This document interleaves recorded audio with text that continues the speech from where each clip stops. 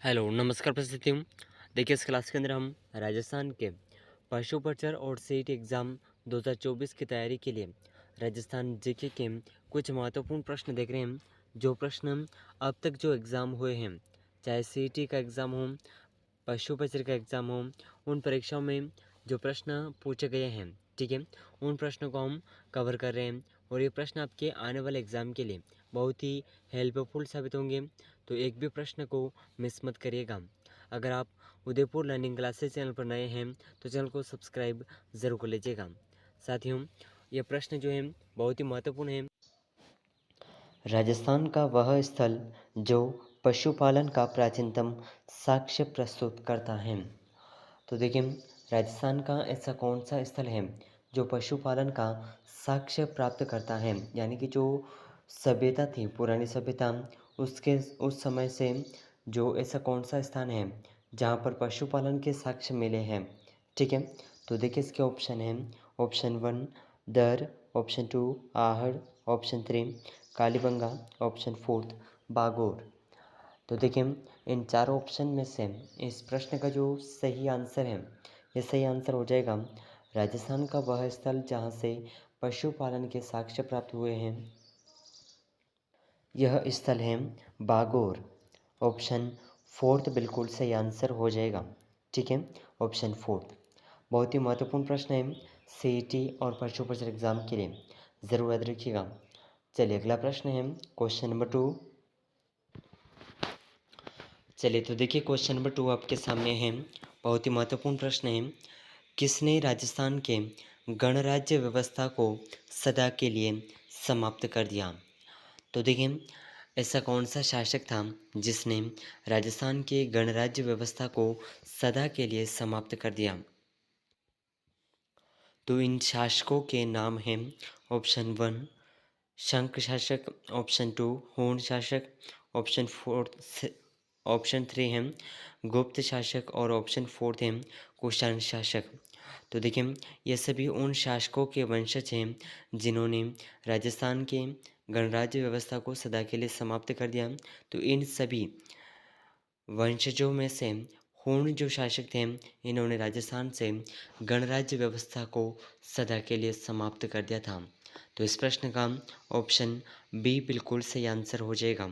ठीक है, option B ज़रूर याद रखिएगा, बहुत ही महत्वपूर्ण प्रश्न है।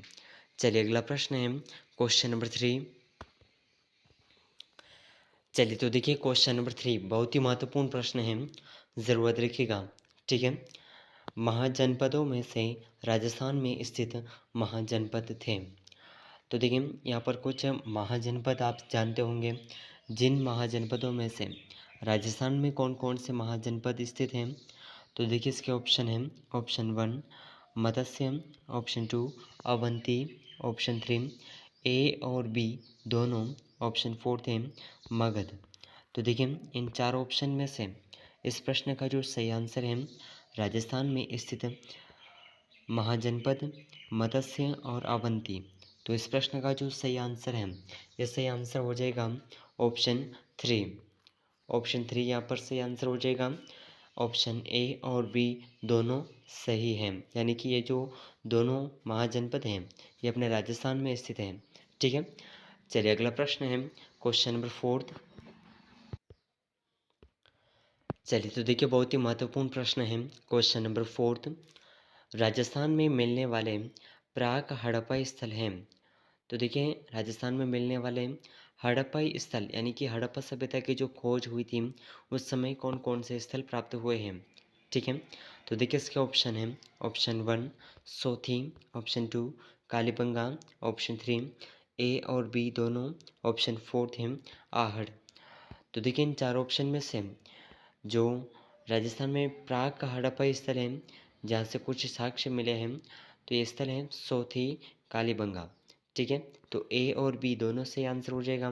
और देखिए आहड़ सभ्यता जो है ये भी अपने राजस्थान के उदयपुर जिले में स्थित है। ठीक है, ज़रूर याद रखिएगा। चलिए अगला प्रश्न है क्वेश्चन नंबर 5। चलिए तो देखिए क्वेश्चन नंबर 5 आपके सामने है। किस नदी को ऋग्वेद में सबसे पवित्र नदी माना गया है?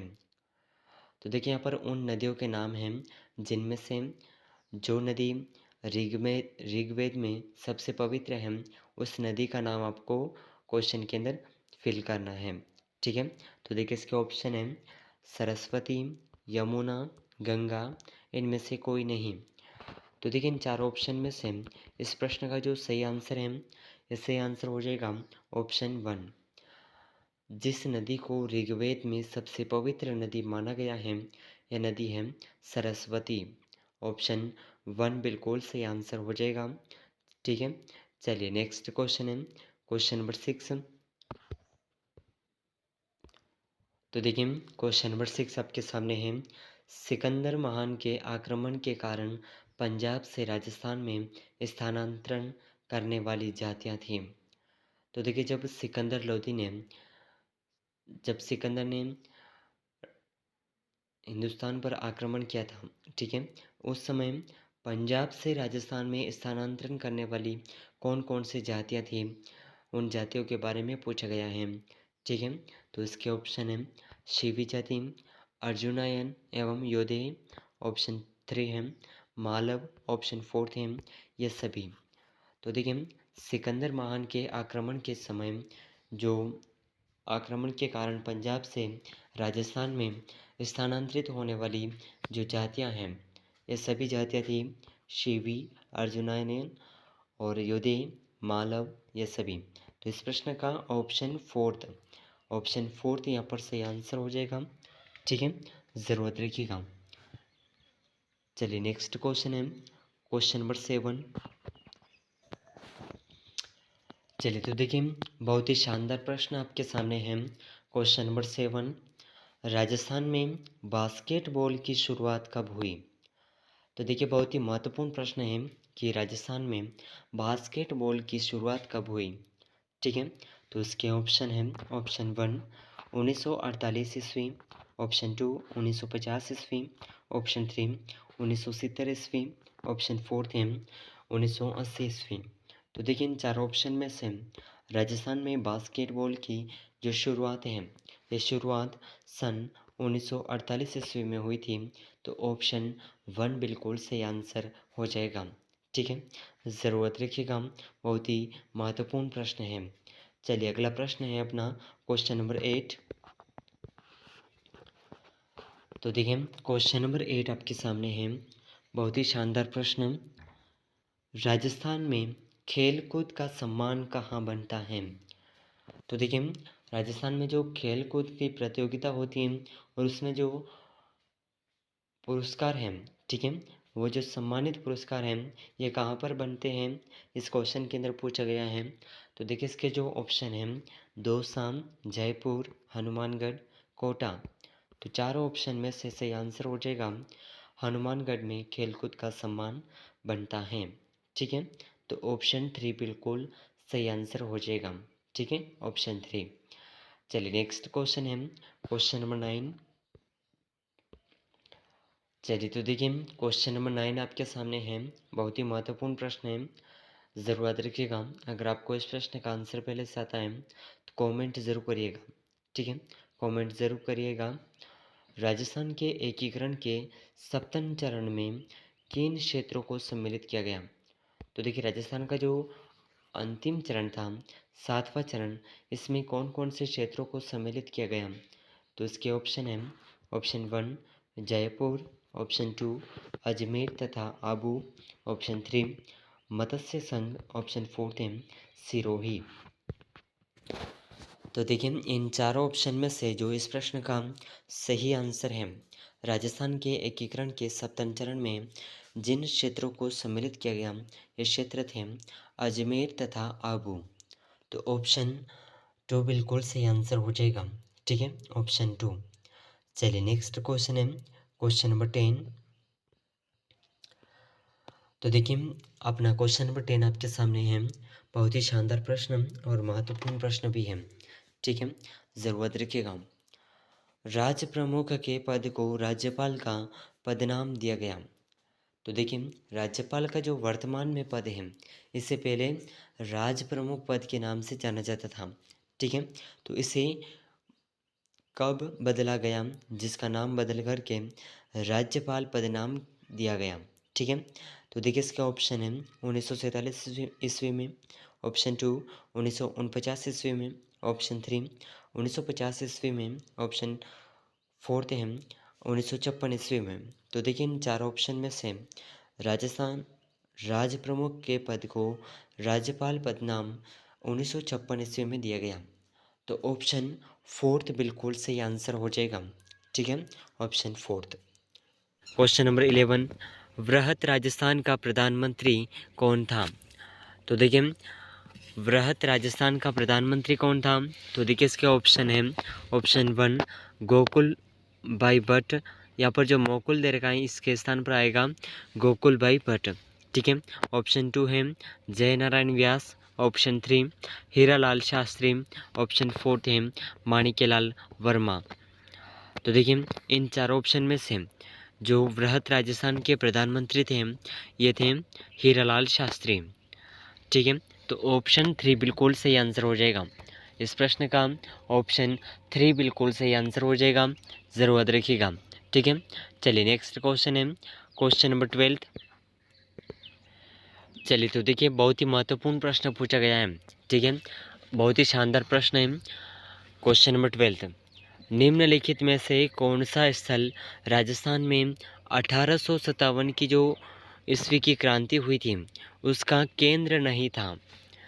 तो राजस्थान का ऐसा कौन सा स्थल है जो 1857 की क्रांति का केंद्र नहीं था? तो देखिए इसके ऑप्शन है, option 1 Ajmer, option 2 Neemuch, option 3 Auwa. तो ये सभी क्या थे? 1857 की क्रांति के केंद्र थे। ठीक है, लेकिन जयपुर 1857 की जो क्रांति थी उसका केंद्र नहीं था।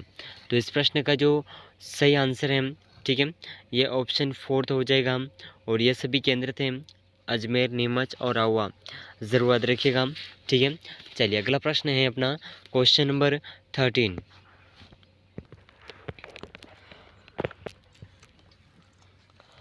चलिए तो देखिए क्वेश्चन नंबर 13 आपके सामने है। बहुत ही शानदार क्वेश्चन और बहुत ही महत्वपूर्ण प्रश्न है, ज़रूर याद रखिएगा। ठीक है, तो देखिए प्रश्न इस प्रकार है कि राजस्थान के विख्यात इतिहासकार जो एक समाज सुधारक भी थे, तो राजस्थान के ऐसे कौन से विख्यात इतिहासकार थे जो समाज सुधारक भी थे? ठीक है, तो इसके ऑप्शन हैं, ऑप्शन 1 मानकरण शारदा, जमनालाल बजाज, ऑप्शन 3 है हरविलास शारदा, ऑप्शन 4 है CKF वाल्टेयर। तो देखिए इन चारों ऑप्शन में से जो राजस्थान के ऐसे इतिहासकार जो समाज सुधारक भी थे ये इतिहासकार हैं हरविलास शारदा। तो इस प्रश्न का ऑप्शन 3 बिल्कुल सही आंसर हो जाएगा। ठीक है, ऑप्शन 3 इस प्रश्न का बिल्कुल सही आंसर हो जाएगा। ठीक है, ज़रूर याद रखिएगा। चलिए अगला प्रश्न है क्वेश्चन नंबर 14। चलिए तो देखिए क्वेश्चन नंबर 14 आपके सामने है, बहुत ही महत्वपूर्ण है। साथियों ये क्वेश्चन आप ज़रूर याद रखिएगा। ये प्रश्न CET और पशु परिचर एग्ज़ाम दोनों परीक्षाओं के लिए बहुत ही महत्वपूर्ण है। और अब तक जो एग्ज़ाम हुए हैं उनमें से इन प्रश्नों में से बहुत से प्रश्न देखने को मिले हैं। ठीक है, तो आगे आने वाले एग्ज़ाम के लिए भी प्रश्न बहुत ही महत्वपूर्ण है, तो ज़रूर याद रखिएगा। तो देखिए प्रश्न इस प्रकार है क्वेश्चन नंबर 14, राजस्थानी रियासतों में सबसे पहले किस रियासत में प्रजामंडल की स्थापना हुई? तो देखिए राजस्थान की पहले क्या है रियासतें थीं, तो उसमें से सबसे पहले प्रजामंडल में कौन सी रियासत की स्थापना हुई, ये इस क्वेश्चन के अंदर पूछा गया है। ठीक है, तो देखिए इसके ऑप्शन हैं मेवाड़, अलवर, जयपुर, प्रतापगढ़। तो इन चारों ऑप्शन में से ऑप्शन 3 बिल्कुल सही आंसर हो जाएगा। ऑप्शन 3 जयपुर रियासत की सबसे पहले रियासत प्रजामंडल में इसकी जो स्थापना हुई थी। ठीक है, अब देखिए इसकी जो स्थापना है कौन से सन में हुई थी, तो अगर सन पूछा जाए तो 1931। ठीक है, ज़रूरत रखिएगा। चलिए अगला प्रश्न है क्वेश्चन नंबर 15।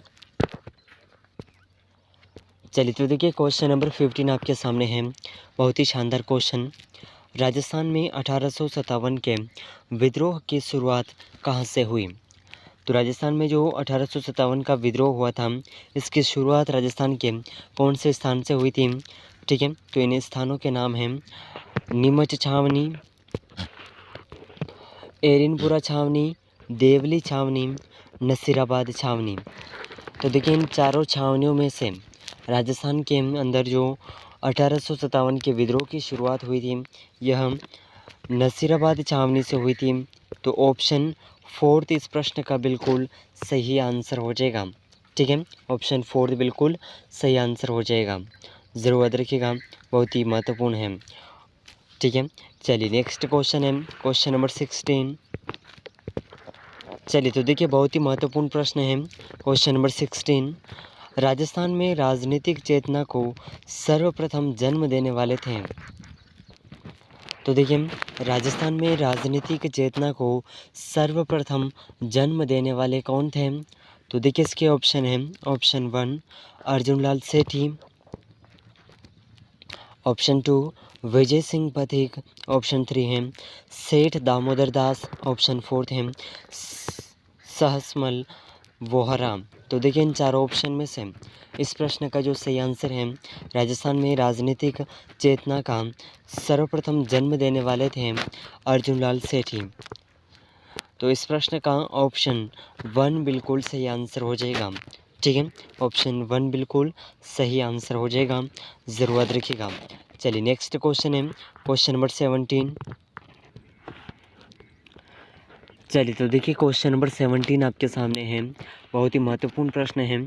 ठीक है, और इस क्वेश्चन के अंदर हम आपसे एक सवाल भी पूछेंगे जिसका आंसर आप हमें कमेंट में बताइएगा। ठीक है, तो देखिए बहुत ही शानदार प्रश्न है। मेवाड़ प्रजामंडल की स्थापना जिसके द्वारा की गई वह है। तो देखिए मेवाड़ प्रजामंडल की स्थापना किसके द्वारा की गई? ठीक है, तो देखिए इसके ऑप्शन है, ऑप्शन 1 माणिक्यलाल वर्मा, ऑप्शन 2 पंडित गौरीशंकर, ऑप्शन 3 है मोहनलाल सुखाड़िया, ऑप्शन 4 है भोगीलाल पंड्या। तो देखिए इन चार ऑप्शन में से मेवाड़ प्रजामंडल की स्थापना किसके द्वारा की गई? तो इस प्रश्न का ऑप्शन 1 बिल्कुल सही आंसर हो जाएगा, माणिक्यलाल वर्मा द्वारा। चलिए तो ये बताइए कि इसके अध्यक्ष कौन थे? मेवाड़ प्रजामंडल की स्थापना के अध्यक्ष कौन थे? ज़रूर बताइएगा। ठीक है, तो चलिए नेक्स्ट क्वेश्चन है क्वेश्चन नंबर 18, बहुत ही महत्वपूर्ण प्रश्न।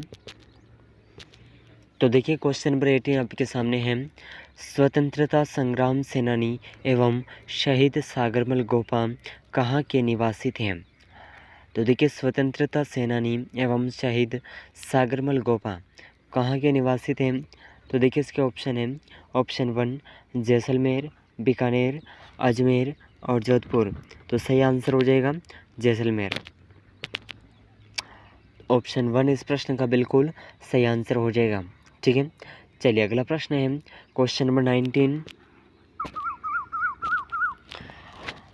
तो देखिए ये प्रश्न आपको याद रखना बहुत ही महत्वपूर्ण है, क्योंकि ये प्रश्न आने वाले एग्ज़ाम के लिए और जो अब तक एग्ज़ाम हुए हैं उनमें बहुत ही महत्वपूर्ण है।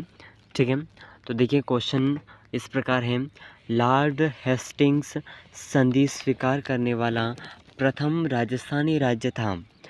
तो लॉर्ड हेस्टिंग्स संधि स्वीकार करने वाला प्रथम राजस्थानी राज्य कौन था? तो इसका जो सही आंसर है, यह सही आंसर हो जाएगा करौली। ऑप्शन 1 बिल्कुल सही आंसर हो जाएगा। ठीक है, करौली। चलिए अगला क्वेश्चन है क्वेश्चन नंबर 20। तो देखिए बहुत ही महत्वपूर्ण प्रश्न है क्वेश्चन नंबर 20।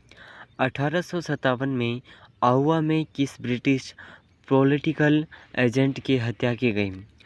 तो देखिए 1857 में कौन आहुआ छावनी, ठीक है, वहाँ पर कौन से ब्रिटिश पॉलिटिकल एजेंट की हत्या की गई? तो इसके ऑप्शन है, option 1 captain Mock Benson, option 2 George Patrick Lawrence, option 3 colonel E Burton, option 4 है कैप्टन शावर्स। तो देखिए इन चार ऑप्शन में से इस प्रश्न का सही आंसर हो जाएगा 1857 में आहुआ के ब्रिटिश पॉलिटिकल एजेंट की जो हत्या थी यह कैप्टन मॉक बेंसन की हुई थी। ठीक है, तो ऑप्शन 1 इस प्रश्न का बिल्कुल सही आंसर हो जाएगा। क्वेश्चन नंबर 21 आपके सामने है, बहुत ही शानदार क्वेश्चन है। अगर आपको इन प्रश्नों का आंसर पहले से आता है तो साथ ही साथ कमेंट ज़रूर करते रहिएगा। ठीक है, चलिए, तो महत्वपूर्ण प्रश्न है, ज़रूर याद रखिएगा। तो देखिए प्रश्न इस प्रकार है, राजस्थान की किस नदी को वन की आशा यानी कि जंगल की आशा के नाम से जाना जाता है? तो देखिए राजस्थान की ऐसी कौन सी नदी है जिसे वन की आशा या फिर जंगल की आशा के नाम से जाना जाता है? तो देखिए इसके ऑप्शन है, option one Banas, option two Loni नदी, ऑप्शन थ्री चंबल नदी, ऑप्शन फोर्थ माही नदी। तो देखिए इन चारों ऑप्शन में से राजस्थान की वह नदी जिसे वन की आशा के नाम से जाना जाता है, ये नदी है बनास नदी। ठीक है, तो ऑप्शन वन इस प्रश्न का बिल्कुल सही आंसर हो जाएगा। ठीक है, चलिए अगला प्रश्न है क्वेश्चन नंबर टू, बहुत ही महत्वपूर्ण प्रश्न। चलिए तो देखिए बहुत ही महत्वपूर्ण प्रश्न है क्वेश्चन नंबर टू, बहुत ही शानदार क्वेश्चन है, ज़रूर याद रखिएगा। ठीक है, तो देखिए प्रश्न इस प्रकार है, राजस्थान का सबसे बड़ा बाग है। तो देखिए राजस्थान का सबसे बड़ा बाग कौन सा है? मरुस्थल का बाग है, पठारी क्षेत्र है, या फिर पहाड़ी क्षेत्र है, या समतल मैदान है? तो देखिए इन चारों ऑप्शन में से इस प्रश्न का जो सही आंसर है, राजस्थान का सबसे बड़ा बाग है मरुस्थल का बाग। ठीक है, तो ऑप्शन वन इसका बिल्कुल सही आंसर हो जाएगा। और ये जो मरुस्थल का बाग है, यह 61.11% क्षेत्र में फैला हुआ है। ठीक है, 61.11%, ज़रूर याद रखिएगा, आने वाले एग्जाम के अंदर पूछा जा सकता है। ठीक है, चलिए नेक्स्ट क्वेश्चन है क्वेश्चन नंबर थ्री। चलिए तो देखिए बहुत ही महत्वपूर्ण प्रश्न है, और ये जो प्रश्न है ये आपके महिला पर्यवेक्षक जो एग्ज़ाम हुआ था 2019 में, उसमें प्रश्न पूछा गया था। तो आने वाले एग्ज़ाम सीईटी और पशु परिचर दोनों परीक्षाओं के लिए प्रश्न बहुत ही महत्वपूर्ण है, ज़रूर याद रखिएगा। ठीक है, चलिए तो देखिए इसके ऑप्शन है, ऑप्शन वन तारकशी के आभूषण के लिए राजस्थान का कौन सा स्थान प्रसिद्ध है? तो तारकशी के आभूषण के लिए राजस्थान का कौन सा स्थान प्रसिद्ध है? तो देखिए इसके ऑप्शन है, ऑप्शन वन नाथद्वारा, चित्तौड़गढ़, बाड़मेर, उदयपुर। तो इन चारों ऑप्शन में से जो इस प्रश्न का सही आंसर है, ये सही आंसर आप हमें कमेंट ज़रूर करिएगा। ठीक है, कमेंट इस प्रश्न का आंसर आपको करना है, अगर आपको इसका जो आंसर है पहले से पता है तो। ठीक है, वैसे इसका सही आंसर हो जाएगा तारकशी के आभूषण राजस्थान का नाथद्वारा क्षेत्र से प्रसिद्ध है। ठीक है, तो ऑप्शन वन बिल्कुल सही आंसर हो जाएगा। चलिए अगला प्रश्न है क्वेश्चन नंबर 24। चलिए तो देखिए क्वेश्चन नंबर 24 आपके सामने है, बहुत ही शानदार क्वेश्चन है, और ये प्रश्न भी प्रयोगशाला सहायक परीक्षा 2019 के पेपर में यह प्रश्न पूछा गया था। तो देखिए प्रश्न इस प्रकार है, राजस्थान के किस गढ़ को दारागढ़ के नाम से भी जाना जाता है? तो देखिए राजस्थान का ऐसा कौन सा गढ़ है जिसे दारागढ़ के नाम से भी जाना जाता है? ठीक है, तो देखिए इसके ऑप्शन है, ऑप्शन वन बटनेर का किला, ऑप्शन टू गांगरोन का किला, गागरोन का किला, ऑप्शन थ्री है रणथंभौर का किला, और ऑप्शन फोर्थ है चौमुहागढ़। तो देखिए इन चार ऑप्शन में से इस प्रश्न का जो सही आंसर है, राजस्थान के किस गढ़ को दारागढ़ के नाम से भी जाना जाता है? तो यह हो जाएगा ऑप्शन फोर्थ चौमुहागढ़। ठीक है, तो ऑप्शन डी बिल्कुल सही आंसर हो जाएगा, ऑप्शन डी, ज़रूर याद रखिएगा। ठीक है, आने वाले एग्ज़ाम के लिए बहुत ही महत्वपूर्ण प्रश्न है। चलिए तो देखिए नेक्स्ट क्वेश्चन है क्वेश्चन नंबर 25। चलिए तो देखिए बहुत ही शानदार क्वेश्चन है, महत्वपूर्ण प्रश्न है, ज़रूर याद रखिएगा।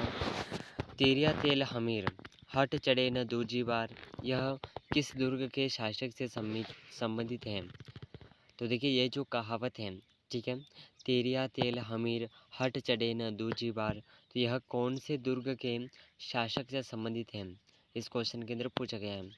तो देखिए इसके ऑप्शन है, ऑप्शन वन रणथंभौर का शासक, ऑप्शन टू मेहरानगढ़ का शासक, ऑप्शन थ्री है चित्तौड़गढ़ के शासक, ऑप्शन फोर्थ है आमेर के शासक। तो देखिए इन चारों ऑप्शन में से तेरिया तेल हमीर हट चढ़े न दूजी बार, ये जो कहावत है यह रणथंभौर के शासक से संबंधित है। तो ऑप्शन वन बिल्कुल सही आंसर हो जाएगा। ठीक है, ऑप्शन वन ज़रूर याद रखिएगा, बहुत ही महत्वपूर्ण प्रश्न है। चलिए अगला प्रश्न है क्वेश्चन नंबर 26। चलिए तो देखिए बहुत ही शानदार क्वेश्चन है। क्वेश्चन नंबर 26 बहुत ही महत्वपूर्ण प्रश्न है, ज़रूर याद रखिएगा। ठीक है, तो देखिए प्रश्न इस प्रकार है, जल दुर्ग कहाँ है? और ये जो प्रश्न है सेकंड ग्रेड एग्ज़ाम 2011 के पेपर में पूछा गया प्रश्न है। ठीक है, तो ज़रूर याद रखिएगा। आने वाला एग्ज़ाम सीईटी और पशु परिषद दोनों परीक्षाओं के लिए बहुत ही महत्वपूर्ण है। ठीक है, तो देखिए प्रश्न इस प्रकार है कि जल दुर्ग कहाँ है? तो इसके ऑप्शन है काली सिंध और आहू नदियों के संगम पर, पिछोला झील में, गंभीर नदी पर और चंबल नदी पर। तो देखिए इन चार ऑप्शन में से जल दुर्ग जो है काली सिंध और आहू नदियों के संगम स्थल पर है। तो इस प्रश्न का ऑप्शन 1 बिल्कुल सही आंसर हो जाएगा। ठीक है, ऑप्शन 1। चलिए अगला प्रश्न है क्वेश्चन नंबर 27। चलिए तो देखिए बहुत ही शानदार प्रश्न है क्वेश्चन नंबर 27, बहुत ही महत्वपूर्ण प्रश्न है। ठीक है, ज़रूर याद रखिएगा। देवीकुंड सागर की छतरियाँ कहाँ स्थित हैं? तो देखिए देवीकुंड सागर की छतरियाँ कहाँ पर स्थित हैं? तो इसके ऑप्शन हैं उदयपुर, जैसलमेर, जयपुर, बीकानेर। तो देखिए इन चार ऑप्शन में से इस प्रश्न का सही आंसर हो जाएगा देवीकुंड सागर की छतरियाँ बीकानेर में स्थित हैं। ठीक है, तो ऑप्शन 4 बिल्कुल सही आंसर हो जाएगा। ठीक है, ऑप्शन 4 इस प्रश्न का बिल्कुल सही आंसर हो जाएगा, ज़रूर याद रखिएगा। चलिए अगला प्रश्न है क्वेश्चन नंबर 28। तो देखिए बहुत ही महत्वपूर्ण प्रश्न है आने वाला एग्ज़ाम सीईटी और पशु परिषद के लिए। ठीक है, तो प्रश्न इस प्रकार है कि कलीला दमना है। तो ये कलीला और दमना क्या है? तो देखिए इसके ऑप्शन है मेवाड़ शैली की कहानी के दो पात्रों के नाम, ऑप्शन 2 है दो प्रसिद्ध शायरों के नाम, ऑप्शन 3 है अजमेर दरगाह की देगों के नाम, ऑप्शन 4 है इंदिरा गांधी नहर की दो शाखाओं के नाम। तो देखिए कलीला और दमना ये जो हैं मेवाड़ शैली की कहानी के दो पात्रों के नाम हैं। ठीक है, तो ऑप्शन 1 बिल्कुल सही आंसर हो जाएगा। ठीक है, चलिए अगला प्रश्न है क्वेश्चन नंबर 29। चलिए तो देखिए बहुत ही महत्वपूर्ण प्रश्न है, शानदार प्रश्न है आने वाले एग्ज़ाम सीईटी और पशु परिषद एग्ज़ाम के लिए। अगर आप इन प्रश्नों को एंड तक वॉच करते हैं तो ये प्रश्न आपके आने वाले एग्ज़ाम सीईटी पशु परिषद दोनों परीक्षाओं के लिए बहुत ही हेल्पफुल साबित होंगे। अगर आप उदयपुर लर्निंग क्लासेस चैनल पर नए हैं तो चैनल को सब्सक्राइब जरूर कर लीजिएगा। तो देखिए प्रश्न इस प्रकार है कि राजस्थानी विचारधारा की चित्रकला का आरंभिक मुख्य केंद्र था। तो राजस्थान की विचारधारा की चित्रकला का आरंभिक मुख्य केंद्र कौन सा था? तो ये जो प्रश्न है ये आरएस प्री एग्ज़ाम 2003 के पेपर में पूछा गया प्रश्न है। ठीक है, तो देखिए इसके ऑप्शन है बीकानेर, जयपुर, बूंदी, जैसलमेर। तो इन चारों ऑप्शन में से राजस्थानी विचारधारा की चित्रकला का आरंभिक मुख्य केंद्र जो है यह है बूंदी। तो ऑप्शन 3 बिल्कुल सही आंसर हो जाएगा। ठीक है, ऑप्शन 3 ज़रूर देखिएगा। चलिए अगला प्रश्न है क्वेश्चन नंबर 30। तो देखिए क्वेश्चन नंबर 30 आपके सामने है, बहुत ही महत्वपूर्ण प्रश्न है, ज़रूर याद रखिएगा। ठीक है, तो देखिए प्रश्न इस प्रकार है कि अचलदास खिचड़ी वचनिका से कहाँ का इतिहास मुख्य रूप से ज्ञात होता है? तो देखिए अचलदास खिलजी की वचनिका से जो इतिहास का मुख्य रूप ज्ञात होता है यह ऑप्शन है जालोर, जैसलमेर, अजमेर, गागरोन। तो इन चार ऑप्शन में से सही आंसर हो जाएगा गागरोन। अचलदास खिचड़ी वचनिका से गागरोन जो किला था उसके मुख्य रूप से जो इतिहास से सबूत हैं वो ज्ञात होते हैं। ठीक है, तो इस प्रश्न का ऑप्शन डी बिल्कुल सही आंसर हो जाएगा, ऑप्शन डी। और ये जो प्रश्न है ग्राम सेवक एग्ज़ाम 2008 के पेपर में पूछा गया प्रश्न है। तो देखिए अब तक हमने जो इस क्लास में क्वेश्चन कवर किए हैं ये सभी प्रश्न आने वाले एग्ज़ाम के लिए बहुत ही महत्वपूर्ण हैं। साथ ही साथ जो अब तक एग्ज़ाम हो चुके हैं उन एग्ज़ाम में बार बार पूछे जाने वाले प्रश्न हैं। ठीक है। तो ये प्रश्न आपके आने वाले सीईटी और परशु परिसर दोनों परीक्षाओं के लिए बहुत ही महत्वपूर्ण रहेंगे। तो अगर आप उदयपुर लर्निंग क्लासेस चैनल पर नए हैं तो चैनल को सब्सक्राइब जरूर कर लीजिएगा और इस क्लास को अपने दोस्तों तक शेयर ज़रूर करिएगा। मिलते हैं अगले महत्वपूर्ण प्रश्नों के साथ में, तब तक के लिए जय हिंद, जय भारत।